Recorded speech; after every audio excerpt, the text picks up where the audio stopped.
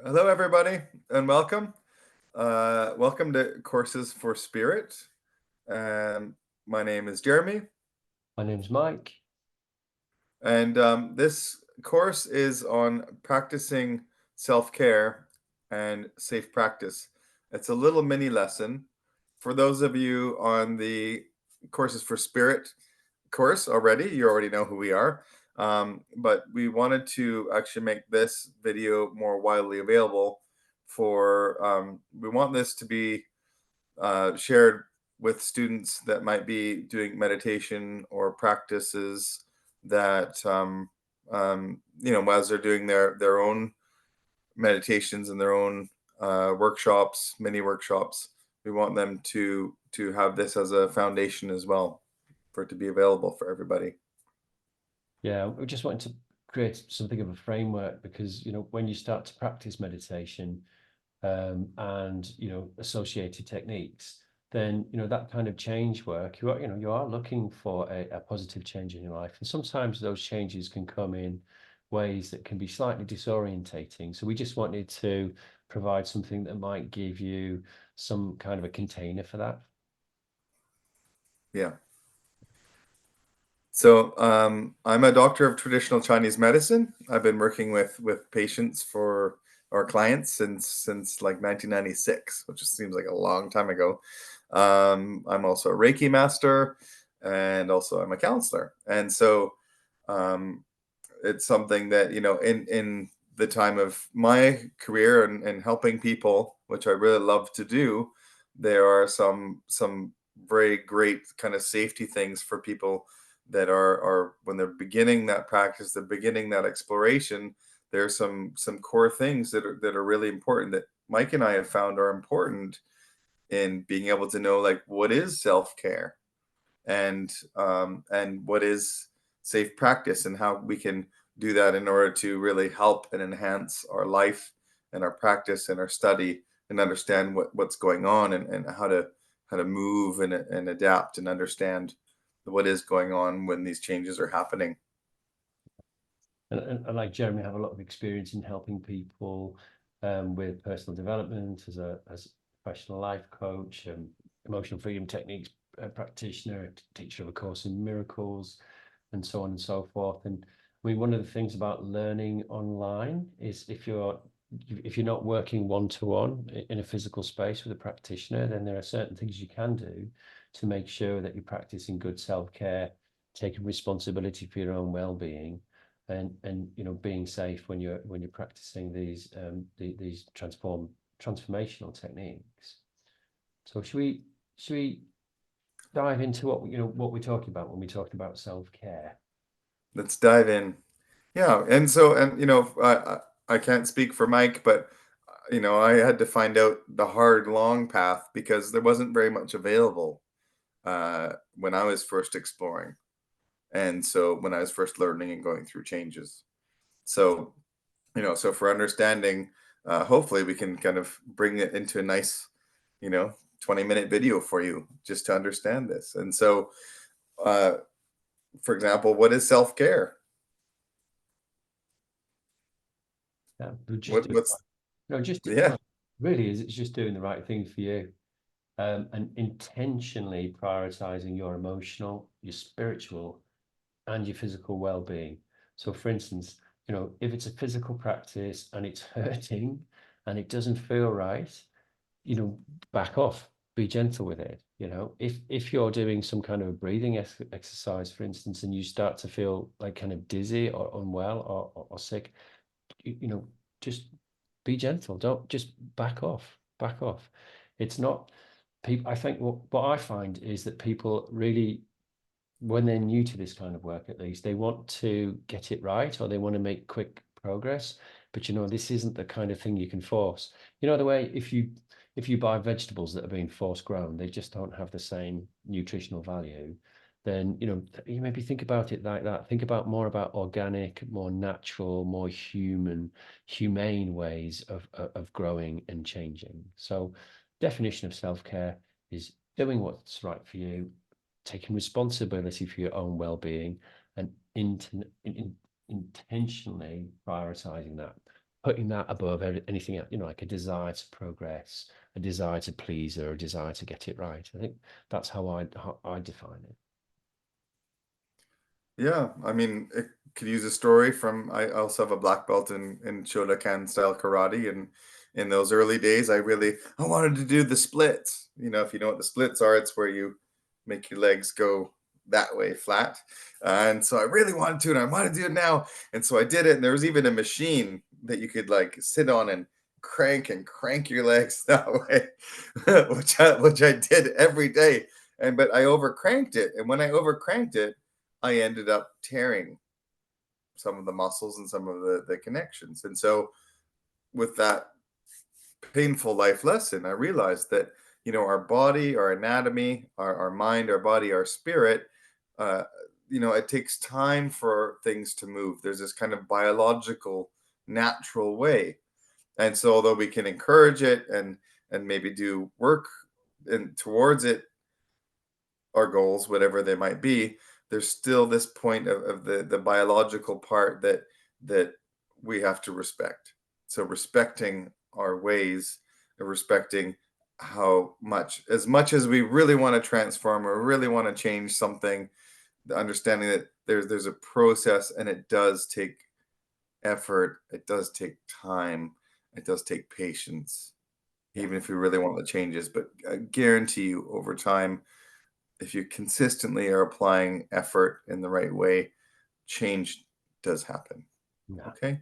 That's on an So be safe in emotional, that. spiritual, and a physical level. Yeah. Yeah. So that ties us into safe practice, Yeah. right? You might be in an environment where uh, that really helps and fosters your practice. For example, if you know the Karate Kid story of Mr. Miyagi, who was the teacher, and Daniel was always visiting with him and lived in this, he lived in this really nice place, a dojo, a place to train. That was a really nice environment. The home environment was okay, school environment wasn't. So we don't know what kind of environments you're going to have, but to understand that there are going to be factors in there, and to understand that, you know, there are times when you can do practice, and times, especially as you're learning the techniques and you're growing and you're changing, and as you're becoming proficient in whatever your change and whatever practice you're doing, to understand that you should be ideally be in a as safe a place as possible, even though we know everybody may not be in that safe place, but to be in as safe a place as possible as you're learning and as you're training. For example, no meditations where your eyes are up pointing towards the sky while you're driving heavy machinery. So there's a right time and right place to kind of be to practice and to get to know the different techniques, whatever ones you're working with, whatever you're going through. Yeah. And allowing those skills to develop at their own time and their own pace, but with the right level of effort that's right for you. Yeah.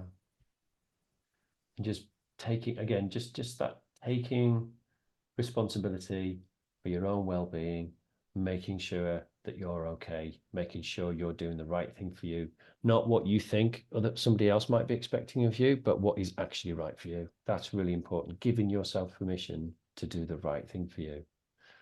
Yeah.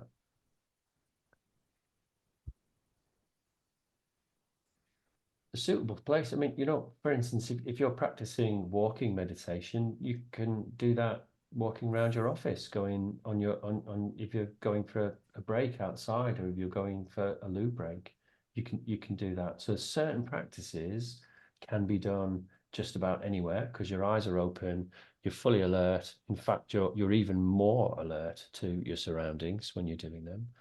And then other practices, you need to be in a place where it's safe to take your attention off the outside world. So again, I guess it's just really being sensible about it. And as I maybe I'll stop repeating this, but I think it's an important message is, making sure that you're doing what's right for you, not what somebody else thinks is right. not what other people are saying. It's like what's right for you.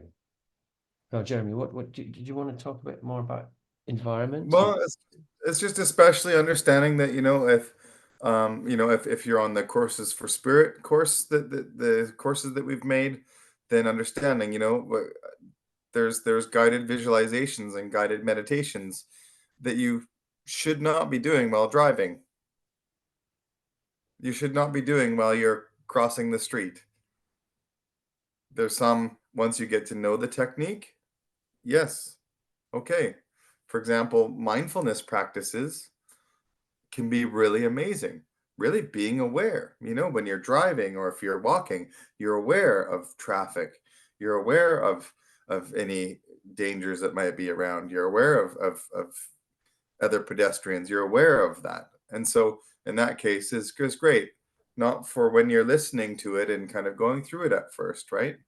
Um, Also, when you might be doing like visualization exercises and imagining something, you're if you need to be in a place on Earth here in the physical present, where your full attention is desired or needed in order for you to be safe. Of course, make sure you're doing that, and even within that can be really amazing and a really blissful experience. And that's in part what mindfulness is about, just noticing, noticing. Um, Often for example, I'm a firefighter, and so there's often motor vehicle accidents. And in those motor vehicle accidents, people are in a point where they're really kind of focusing on getting home, or they're thinking about a life situation. So they're not actually in the present moment. They're in their imagination or in their mind somewhere else, and it's kind of known as a driving trance, because they're they from the journey from when they've left work to go home, they don't even remember how they got there necessarily, because they're thinking about all these other things. So by bringing ourselves into the present moment safely can make a really big difference, because then we're aware of, are there cars coming and that sort of thing. That's just one environment, operating heavy machinery, classrooms. There's all kinds of different experiences. Even within a family setting, we can gain a lot of experience and understanding if we're fully present within that situation without being pulled or pushed by emotions. But just, I mean, there might be something unsafe going on. In that case, we have to try to negotiate to put ourselves in a safer position. But really, in regards to the meditations, when you're doing these practices, is making sure as best as possible, finding a safe environment, a safe place to practice, where you can get to learn the techniques and understand what they do for you, and then you can go through that. For example, breath work is a good one. Learning how, if anxiety is building, you can relax. Now, if you're driving and you're feeling anxious, you can relax, which helps you be more present there and be safe. And if you're tired and you do relaxing breaths while you're driving, that's a no-no, right? So we understand that you have your own intelligence, and we honor that. And so making sure that the environment that you're doing the practices in is appropriate for the practice. Okay? Because we really want you all to be safe. Okay? yeah. That's our main point. For example, I do like to meditate. I mean, I live in London, so I'll go on the tube and I'll meditate on the tube. I'll use guided visualizations and so on and so forth. But my wallet's in the inside pocket. Any bags there. You're just being careful with because if you're kind of relaxed in that kind of situation, you just want to be doing your due diligence just to make sure, like we all do in our regular lives. Then it's the same when you're doing these kind of practices. So if we get a little bit further in, Mm. then we mentioned the breathing techniques a little bit. And so this is, if you are learning breathing techniques wherever you are in the world, whatever set of techniques they are, just to understand that there are mechanisms that happen with different kinds of breathing, right? It changes our oxygen to carbon dioxide levels. So making sure that you're not hyperventilating, or if you're doing different kinds of breathing, you might have more oxygen than carbon dioxide, and that can change things.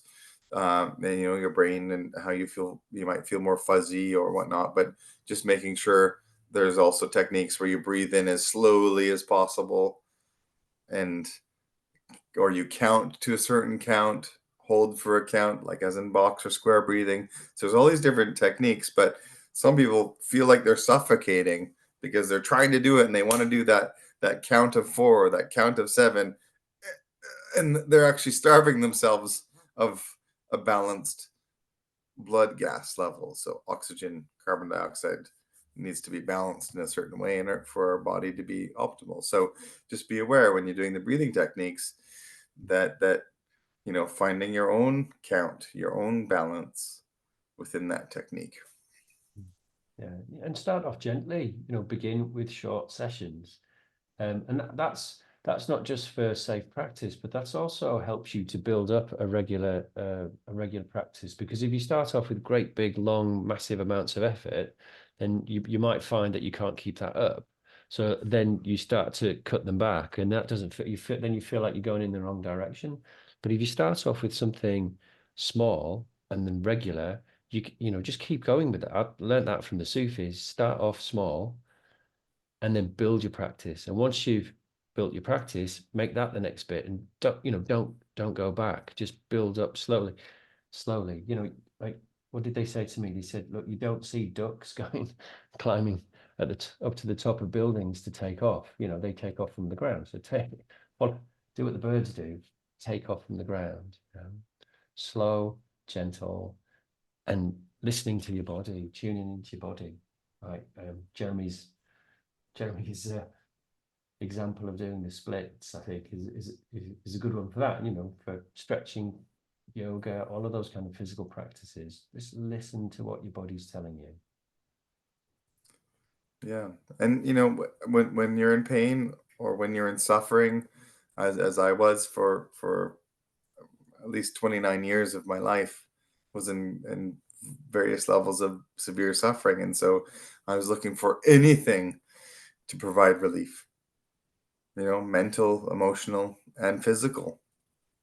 And so I put myself into a lot of situations that were maybe not safe, that were maybe not helpful, not just by doing the splits, but also going through workshops that were way beyond what I was actually really ready to experience. And in that sense, it also kind of traumatized me a little bit, which is fine now.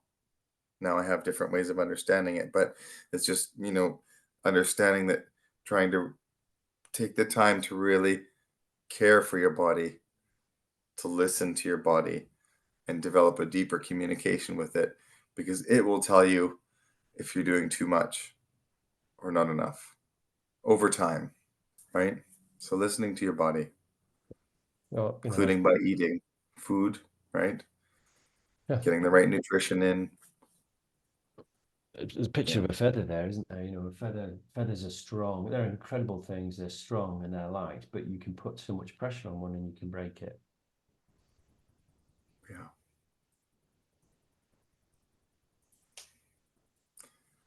So what do we encourage you to do to help with this? Research. Research. maybe that's more me. Mike researches too.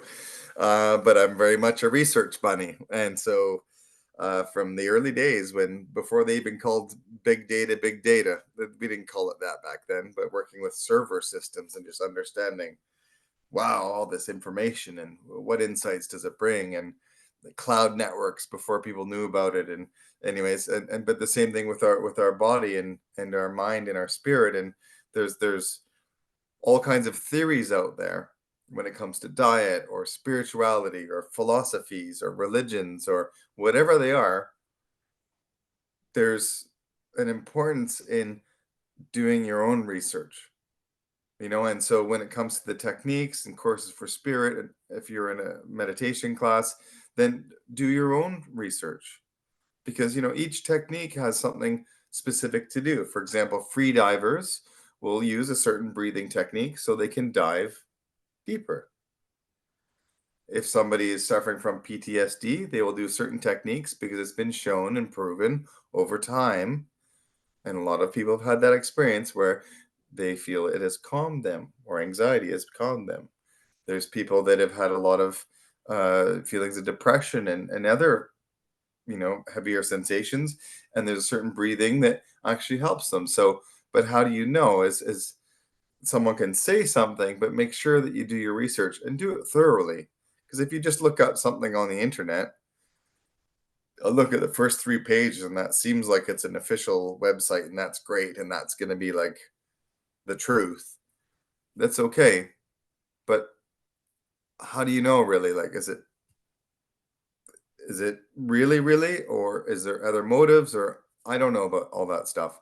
But what I do know about is that when you start looking at other ways to research, like there's a university study here, university study there. Huh, okay. There's this person's personal experience there. There's this group of people's experience there. And if you do your research, then you get a nice, big, round point of view to then relate to that, and then also still experimenting or understanding with yourself, like how do you feel, right? So, and that's part of how you discover whether it's the right technique or practice for you at this time. Yeah. And we don't know everything about everything, obviously. So, and we all encourage people to study with other teachers. We've both studied with countless teachers, haven't we, really, over the years? And all of that has been wonderful. And so, look at things from different points of view, and also, the other thing again is respecting where you're at in terms of your skill level. It takes time and it takes energy and it takes focus to develop skills, and it's absolutely okay to be where you're at in your process. um and you sometimes you can serve yourself wrongly, sort of go in the wrong direction by just by pushing too hard. So there's a bit of a balance, isn't it? Because you do want to challenge yourself, but you also don't want to damage yourself. So and you're the only person who can really make that decision, because you're the one who's listening to your body. You're the one who's in your body, feeling what you're feeling. So trust that. Learn to develop your own self trust. Yes, I mean, I think that's a key thing as well, is learning to trust yourself.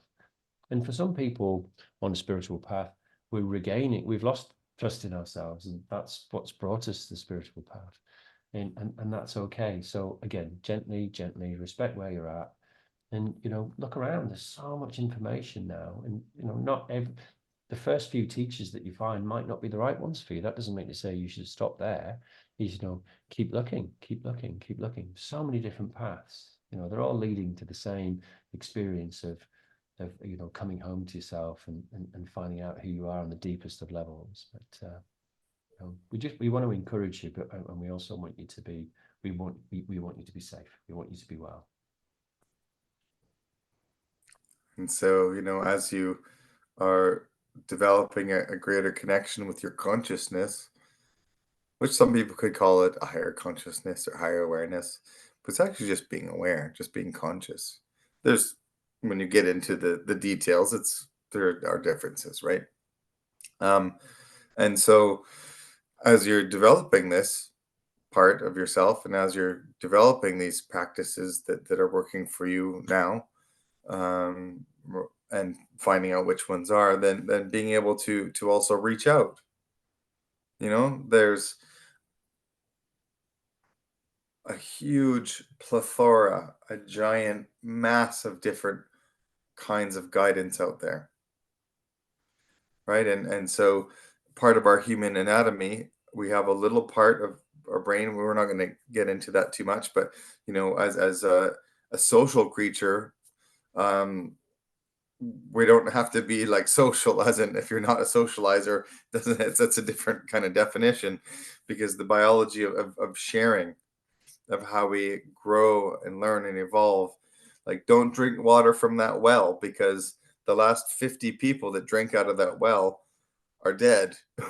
So so that's, that's part of the social creature. Just, don't that careful with that.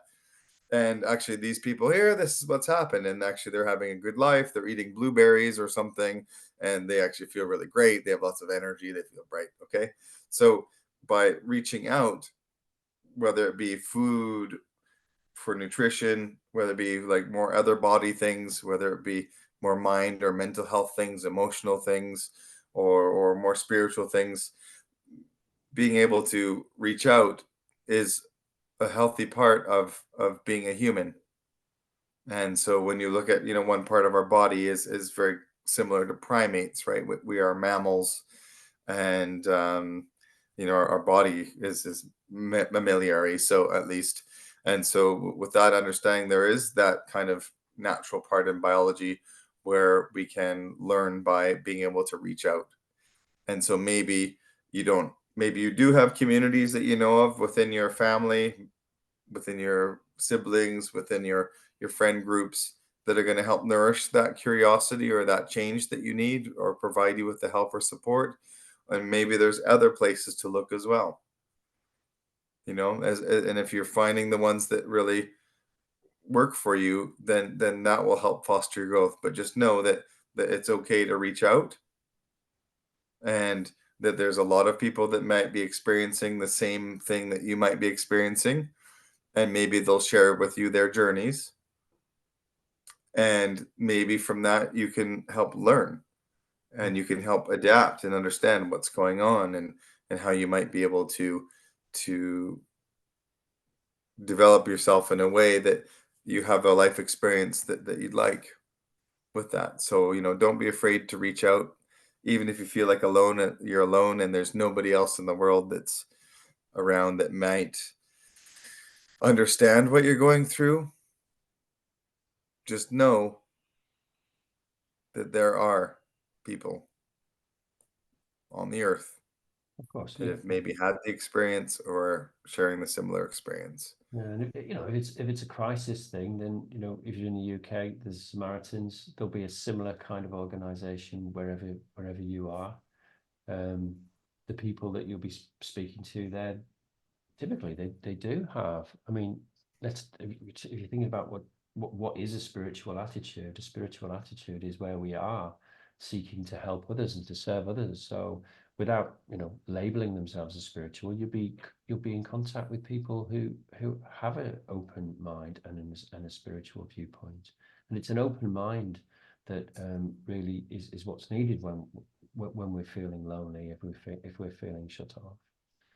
And then there's the opposite side. There's another side to that as well, is that you might find yourself involved with spiritual communities where you don't actually feel comfortable anymore, and maybe you're being asked to do things that there's just somehow that doesn't feel right. So trust that feeling. If you need to leave that group, then leave that group. Something bad won't happen to you. Sometimes spiritual communities can get you to believe that if you don't do what they say, then something bad will happen, or you're not being spiritual, or you're being a bad person. Not true. Not true at all. Trust yourself. Do what's right for you. You know, and then the idea of reaching in. That's the idea of of just getting in. Listening to what you're feeling.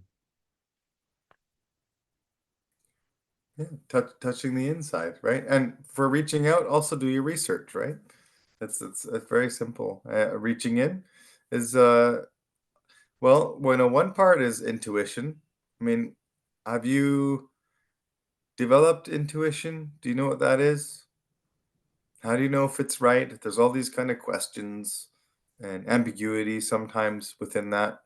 Although sometimes people really know it, and they know it 100%, and that's good. And so, um, but really, about reaching in, what we're trying to talk about in relation to practicing self-care and safe practices is, as you're communicating with the inside, how does it feel? Is there, there might be some discomfort, as Mike had mentioned, and some of the changes maybe don't feel that comfortable. Like maybe we might not be comfortable being able to go into a group of people and talk about our feelings, well, there's gonna could be discomfort there in a group therapy kind of setting, and that's okay. I mean, that's just understand that's because maybe you don't want to express it, or maybe you're afraid of judgment or something. But really, reaching in is you're kind of over time you're developing this intuitive insight or guidance from a different part of yourself.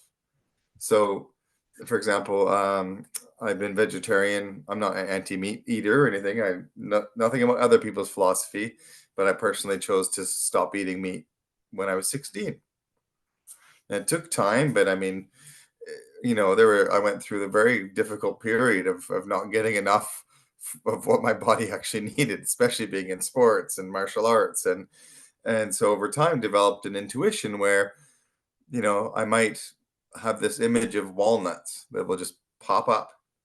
They go, where'd that come from? It's like, oh, I realized that it meant that my body is saying, get some walnuts or whatever the nutrition is in a walnut, or or beans. A can of beans would appear, and it's like, well, am I wanting a can of beans? Or and I know that sometimes people might get that with fast food chains and things, but that's there might be something in that. Are you wanting the if you're wanting the red meat, is it the red meat you're wanting? Is it the which means maybe you need more iron or more protein, or is it the bun? Are you wanting are you craving the bun? So that might be that you need grains or carbs in that sense. Are you craving the pickles or the lettuce? And maybe that means the veg. So, so it's for you over time to develop as you get to communicate more with your insides what things you actually do need in order to have a healthier, happier, if you want happier, but more balanced life. And so by reaching in, you can actually communicate and create a dialogue with inside where there's a stable internal environment where you can contemplate and contrast, like, what does that mean? What does this mean? And then we experiment and be like, no, it wasn't that. It wasn't this. Oh, it was this. When dark cherries appear, it means I need dark cherries. Or maybe I need a bit of sweetness in my life. So then I speak with my friends that might be where I reach out and speak with friends that I know that are sweet people. Mm. Um, just as an example, right? So by reaching in, you're over time developing those subtle cues and understanding of what is right for you and what is not. And maybe you know it already. Yeah. Mike has quite a lot of development in his reaching in, and so we've known each other for a long time, and he is very much has that ability to contemplate and be like, oh, I don't know, this feels different. What is what is this? Well, Right? And sometimes he'll talk about it with me or others, or so I mean, you there's know, an experience I think most people have had. Most of us have had this experience of a time when your gut instinct was telling you something, like, and you either and maybe you didn't listen to it. I think everybody can relate to that. So trust that. If your gut's telling you something's right and you should take action, then do it. And if your gut's telling you it's not right and you shouldn't do it, then listen to that as well. Just I think, and if you've not had that experience, then at some point you will, and that's going to be a learning experience. And hopefully, it only needs to happen once. It's like, okay, or maybe it happens 2 or 3 times. I know, for myself, it is quite a process to do that. But now it's kind of like, okay, my gut's telling me not to do that, or my gut's telling me to do it. I'm going to listen to it because I've learned from past experience. So, yeah, and touching we, into, for yeah, example, some people know it in their heart that it's right or that it's not yeah, right. you've got it in We your heart. now know in biology actually that that we have a nerve basically. Called the nervous plexus, but it's not nervous. It's a set of these sensory parts of neurons that are in our gut, our intestines. We also have it in our heart. We have it in our brain. We have it in our hands. Anyways, there's all these places where that are picking up subtle currents, subtle signals, Yeah, and then and how we interpret it can be exactly. a benefit, but Sometimes, and that's where it takes time for you to be able to understand, what is it saying? Is it just anxiety, or is it, are you just worried, or is it self-confidence, or is it something else? And so it takes time to be able to really understand, with awareness, what those signals are sharing with you, right? And that's where a frame of reference It's well, comes it in. is. Jeremy, it's one of the great benefits of the spiritual path and the spiritual practice is that your sense of intuition and knowing does grow over time. It really does. But also with those changes that come, where we're talking about a frame of reference is to realize that, the way that your life is now and the way that you relate to who you are through these practices, it is going to change. And sometimes those shifts can be so profound that it's disorientating. And so what we wanted to just highlight is as well is that that doesn't necessarily mean that something's going wrong. What it means is that your frame of reference is changing. You're beginning to, who you thought you were in the past doesn't seem relevant to you anymore. And that can bring you into the spiritual way of life as well, but that can also accelerate through the use of these practices. And certainly meditation and breath work can really you know speed up that process. So I think maybe what we wanted to offer is just to be aware of that. And again, all of these things, none of these things are separate. They're not, it's not one after the other after the other. It's like all of this weaves together. So if your frame of reference has changed and you're feeling kind of lost and you're like, whoa, I don't know what's going on, then, and you're a member of a group, bring it to the group. If you've got a good friend, take it to a good friend. If you're really alone and you're stuck with this, you're the only person who's involved with spirituality, you can phone up the Samaritans. You don't have to be in a desperate place to do that. You can just call them. So because connection's so important, and to share your experience, and for somebody to say, yeah, well, actually, given all the things you've been doing, that makes sense. Because who we are changes, right? I mean, not necessarily who we are in the kind of core. I mean, I'm sure it does as well. But who we think we are will evolve over time, right? So as a baby, we tend to not really even usually think that I'm a baby. But we see the world in a certain way. We have a certain frame of reference to see the world. As when we're a toddler, same thing. There's a stage of development where a lot of children will say the word mine, which is like the development of the ego. And if you go into psychotherapy and physical development, it's this, you can kind of, people tried to map it out exactly, but in relation to your own frame of reference, who we are changes and evolves to a certain degree. Sometimes faster, sometimes slower. Sometimes people have family units or partnerships or groups that they're part of, and then sometimes we all evolve together. Sometimes we evolve apart. As our world understanding changes, because from 0 to 20, we do a huge amount of change of worldview, and some people generally might keep the same worldview from 20 to 60 or 20 to 80, but often there's moments where evolution kind of happens, and things happen where our worldview changes. And so when we're doing practices like meditation, discovering our inner self and our higher consciousness, there are these some of these changes that happen, and our context or frame of reference of who we are might change. And just to know and respect that in light of, if we were to put a certain set of lenses on, we can see who we are in that world, and then in that way, in physics, we do this. For example, put on your electromagnetic glasses, and you just see the electromagnetic spectrum. We see northern lights and the electromagnetic world, and you can take those off and just put on your pure chemistry. So all you're seeing is everything as a chemistry interaction, um, just as examples. And then within our own world, we can put on these different lenses and how we might perceive who we are and the world that we're in. And so understand that there are different frames of reference that can help us understand that. And the frame of reference is changing, it is often evolving.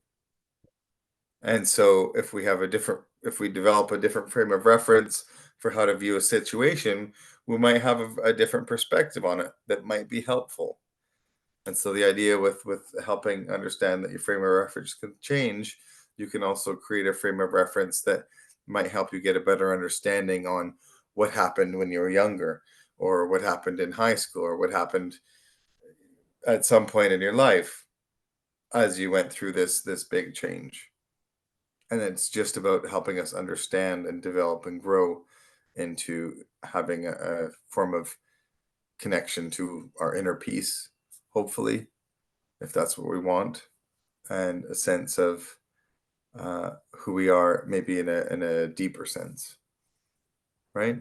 And there's a and so maybe pulling out, like really pulling out on a bigger scale as well. There's a frame of reference that is actually changing for Westerners. So, okay, so this is like in the East, this isn't really something that would be a big big news to anybody. But in the West, we've sort of lost sight of the fact that we are spirit, soul, we have a mind, and we have a body. We've typically for several hundred years, we've only really been thinking about the mind and the body. I mean, for a long time it was just the body, and now we're starting to think about the mind. But this so there's a big shift in the spiritual viewpoint, which is, we are soul, we are spirit, we have a mind, and we have a body. And as this spiritual soul identity begins to become clearer and clearer to you, you might be living in a family where that talking like that is just not anything that anybody does. And as it becomes more and more obvious to you that that is true, you might find yourself on the outside of what was familiar to you. So your frame of reference is changing compared to the culture that you were born into. And that's it can get lonely for a time. But then you do find the other people who are genuinely evolving as well. They'll be drawn to you. Don't worry about it. They will be drawn to you. Yeah. So if things are going a And little bit upside down for you, and we can also utilize that frame of reference to communicate too, right? Right now we're speaking to the vastness of the cosmos, right? So we don't know where you're at in your personal development. We don't know where you're at in your life, in your current situation. And so we're trying to speak as generally as possible.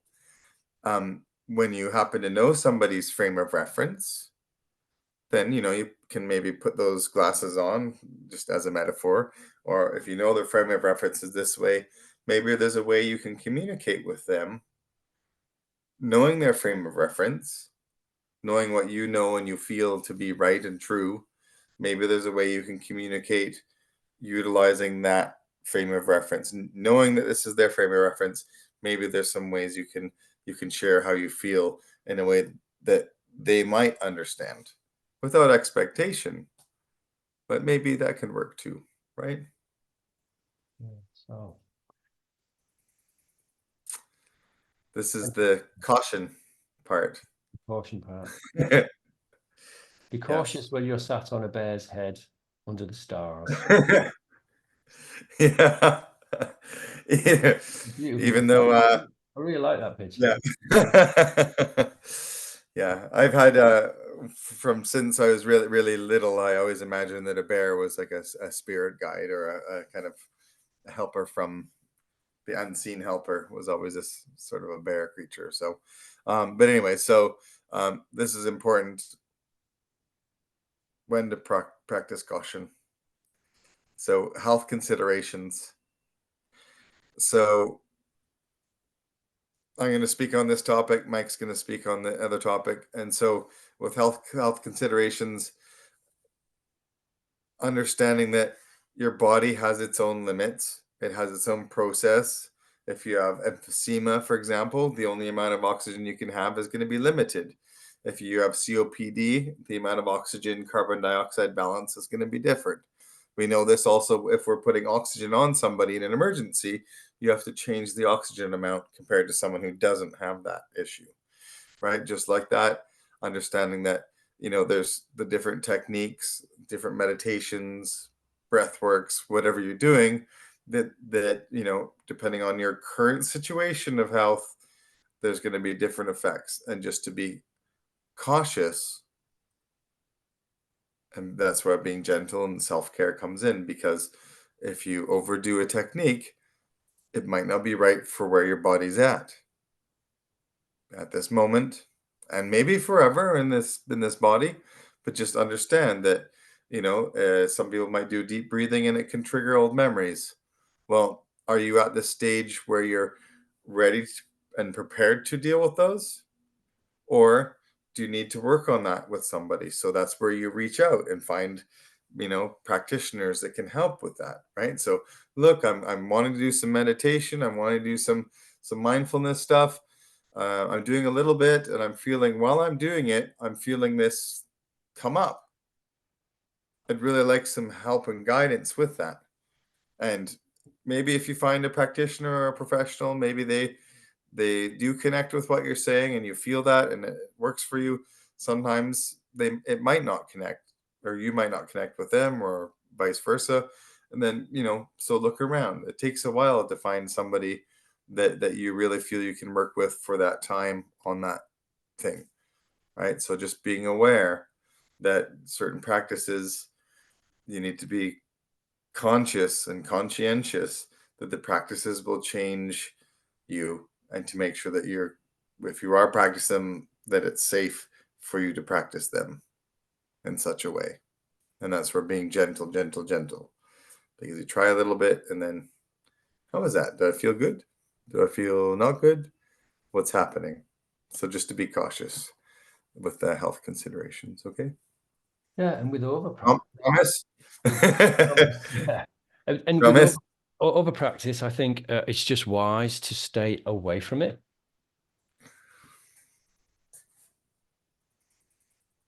Start small. Do what is comfortable to begin with, and then begin to challenge yourself a little bit, and just think about just expanding it, expanding it, expanding it, expanding it.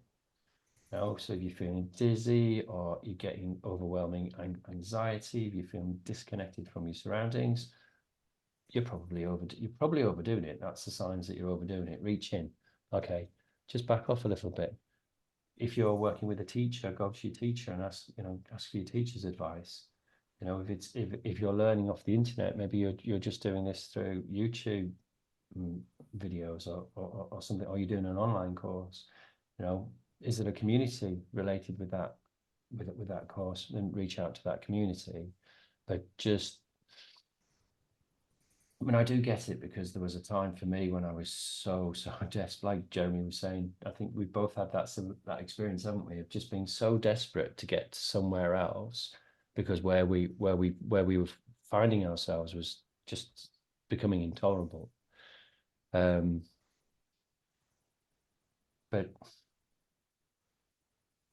you've got to be gentle with this practice. My personal belief is that once you start on a spiritual path, then you are that there is unseen aid comes to you. Spirit is not something you can see, in the same way you can't see the air that you're breathing. But there are helpers, and they do come to you, and you do build up that trust over time. So just go gentle with it. Don't force yourself, but at the same time, try and develop as best you can a regular practice. That's the key to it. Regular practice.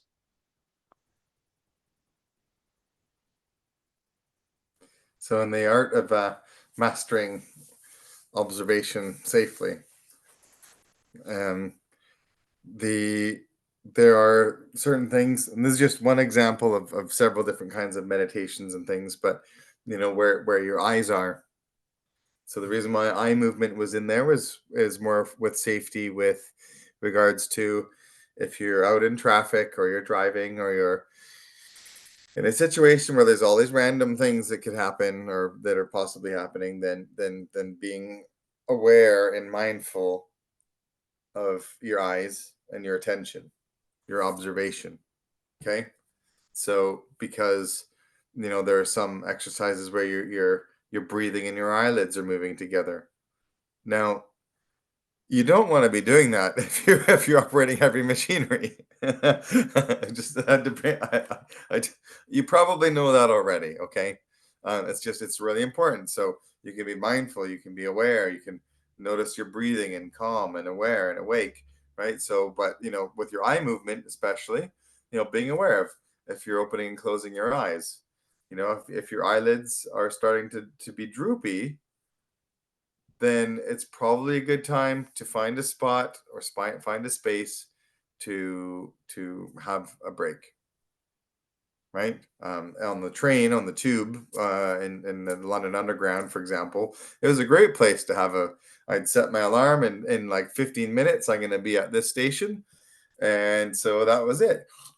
Then I've got my 15-minute break. My alarm wakes me up and I have a cat nap. I feel somewhat refreshed, right? So that's fine. But in other situations, it's not fine, right? So also being aware if you're staring, there's a lot of meditations where you're staring, and that's okay in a safe place. But there's times when we may be so fixated on staring at a spot that we might not be noticing the other things going on, and that may not be safe. Being aware of where your attention is needed is really important for safe navigation. So we wanted to just put that in there. Okay. So you already know. I'm sure you're smart. I'm sure you get it.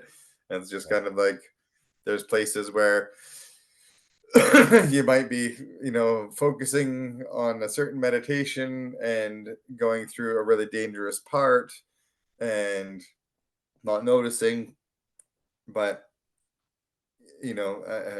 once you get really good at it, maybe you can do more of that sort of thing. But really, what we're suggesting is that you just take care, right? It's a nice safe walk, a nice safe path. Then try it out. Yeah. Yeah. Due diligence, self-care, Due diligence. safe Yeah. practice. And many of these things, I think, we've covered a lot of this, haven't we? Really, seeking guidance. I think we've talked about that. If you need a professional, then reach out for a professional. Jeremy and I, we go to professionals for mental health care, for spiritual guidance. Um, I'd just congratulate you as well for being on this personal journey. We need more people. This is what's happening for human beings, is that, especially in the Western cultures where we've lost sight of our spiritual nature, is that's coming back for more and more people, and that's a great thing. But you're also going to encounter lots of people who that's not happening for them. And for some people are still working on a level where they they can be harmful. So they might be manipulative.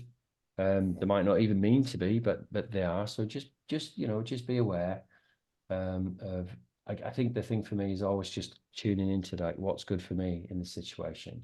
What's good for me. And there's a whole world. I mean, on courses for spirit, we have a seed course, our seed courses, and they give you a really, really good foundation on the spiritual life, different branches of it. And there's a whole, there's millennia of wisdom out there to be explored from Eastern traditions and Western traditions. I think we are entering an age where that kind of unity consciousness, that the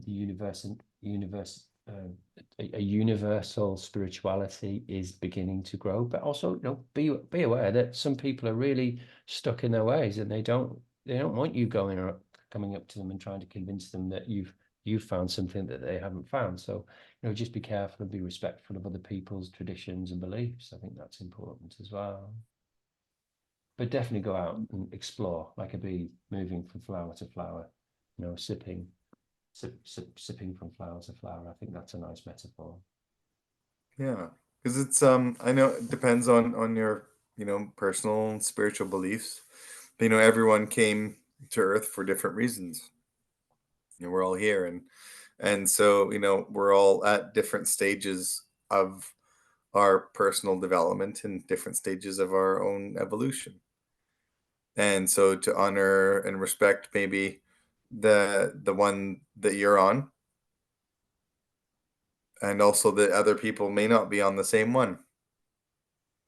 And that's okay. There's very likely there's others that are on a similar journey to you, and it's very likely there's others that are not on a similar journey to you. This is the way on earth, especially, right? We have the tidal nature, night and day, full moon, new moon. The tide comes in, the tide goes out, our heart beats, and it contracts and it relaxes. There's all these rhythms here on earth. And so, just like that, also within your own evolution and other people's, you're all going to be evolving and learning and at different stages of your development. And so to kind of to honor yourself and the stage that it's at, honor the stage that other people's may be at, and the things that maybe other people came here to learn on earth, to experience. And with that, uh, Mike and I both honor your presence, honor wherever you are at in your evolution. And we thank you for taking the step to learn a little bit, to question, to contemplate, and to enhance your awareness. Yeah. And and if you are looking, I mean, you've now got a pretty good idea of Jeremy and I's style, presentation style and teaching style. So, if you are looking for some courses, we have got lots of courses at coursesforspirit.com.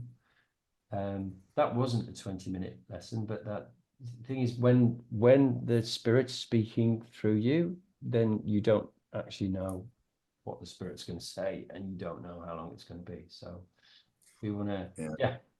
I think it's just to say, thank you for your time, thank you for your attention, thank you for being on the spiritual path.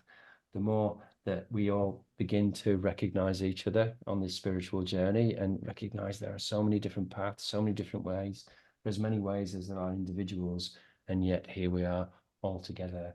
And this is an exciting time as much as it's a challenging time, and this spiritual way is needed more than it's ever been. So yeah, okay, so hopefully we might see you in another video, and if not, then I hope this has been of some use. Okay.